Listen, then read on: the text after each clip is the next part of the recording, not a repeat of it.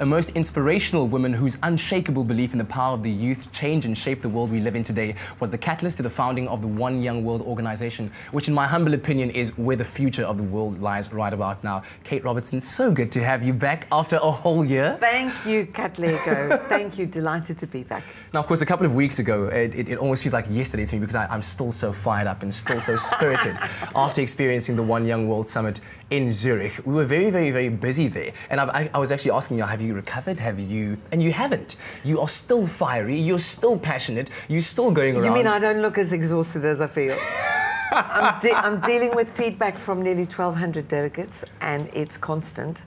Every time I switch on the email, it's just running red. But we're getting a lot of feedback. How did you feel? Because in addition to covering the summit, you were actually a delegate, weren't you? Exactly, I was. I think my initial perception of the whole thing, after us speaking last year, was I couldn't really comprehend the magnitude of this event in the first place, and then arriving in Zurich, seeing all of these delegates from all these different countries, 170 countries, I think it was.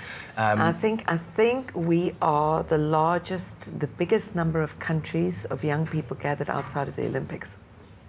That is an amazing feat. Cool, huh? It's a very, very cool fact to throw around there. And getting there, and then I think the first remarkable thing that I can note of was when we went from the train station at the airport all the way to our hotel, and immediately there was this engaging atmosphere of these youngsters that were on this common goal, this common resolve, and they were all speaking about world issues. And I was quite not shocked, but pleasantly surprised to see that there were so many young people that were actually interested in the future of the world and where we're headed. What did you think of the caliber of the delegates? Genuinely, what did you think? I think nothing short of amazing. I think I've never in my life, I think before high school, when looking at the top 10 academics, did I ever feel that there were so many young people in one space that were so intelligent, so spirited, so vibrant, and so passionate all at once, and each was fueling the other on with their ideas, and all of them had extraordinary ideas, different ideas to approach what we were speaking about, when regarding issues of leadership, of media, of fixing global health, and I think that's what touched me the most. What about yourself?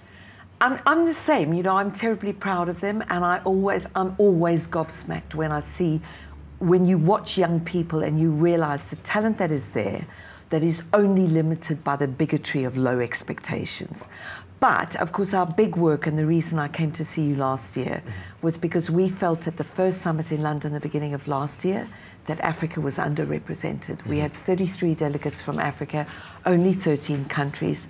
And this year, of course, nearly 150 delegates, 49 African countries. How did that seem for you? I think the fact that there were so many of us as Africans, as a contingent there, was most inspiring to know that world leaders see us as well. We labeled across the world as this third world continent, and most of our countries alike. But to know that they trust us to handle these kind of issues, to handle our own problems in our own unique way, and for us to have a voice. I take the example of when Zama went on stage and she was introduced by the Crown Princess of Norway, and she spoke on global health. It's just such a confident young woman, and to be taking on such a serious issue that not only, I think, concerns us, but the world at large, the issue of HIV/AIDS. And she was taking it on, like a pro, if you will. Very, very cool, very inspiring. I do think the African delegates show the world what Africa really is. The African delegates show the world Africa lacks for nothing. Africa actually doesn't need to lack for food. Yes. It doesn't lack resources, doesn't lack mineral resources, it doesn't lack for anything. The only thing Africa struggles with is leadership.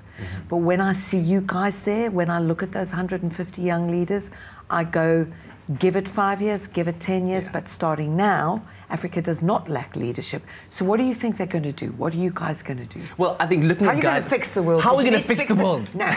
We need to do it right now. That's exactly what Bob Geldof said. Do it right now, and good luck for that job.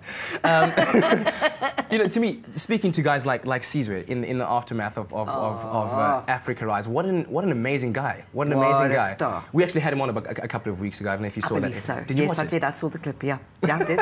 I did, of course. But I mean, in engaging with our fellow delegates from other countries, mean, there's a lot of ideas that went around, and I know that myself and Hungry, who's one of the delegates from UCT, have spoken about getting together a think tank, and we're going to try and rally like-minded youngsters like ourselves, literally using the power of social media, as we spoke with Whale and about what he did in Egypt, getting people of like minds together, and we are literally going to start discussion, because essentially that's where it starts. Some form of discussion and dialogue has to start, otherwise there's no communication that goes around. And I think acting is what's going to make the difference at the end of the day. We can talk as much as we want, and we can picture ideals as much as we want, but it's the action at the end of the day that's going to count. And I promise you, you're going to be very, very pleasantly surprised. Oh, that's my promise that I'm making to you right now. How exciting is that? I mean, it is absolutely, I find it absolutely amazing. And this year of the Arab Spring, yes, you do look and you do say, actually, young people can do anything. They really can do anything. And these changes, I think many of the changes we see at the moment being led or facilitated by young people, using this historic power that's in your hands. No generation has ever had this power before. My generation in South Africa, we didn't even have access to media. You have power that is literally historic in mankind. You can do these things. So the question is, how do you use it? To use it for good? And as Desmond Tutu says, our generation, we've made a mess, so you have to get on with it. Yeah. Hurry up. If I may say so, from generation to generation, as I said to you at the summit, you have made us very proud as a country with the work that you do. Thank you very much for that. Buy a donkey. And now, from our proud friends at Pick n Pay, let's take a look at what they did along with SA Springbok Bokkie to bring joy to the lives of the less fortunate. Stay with eXpresso and SABC3.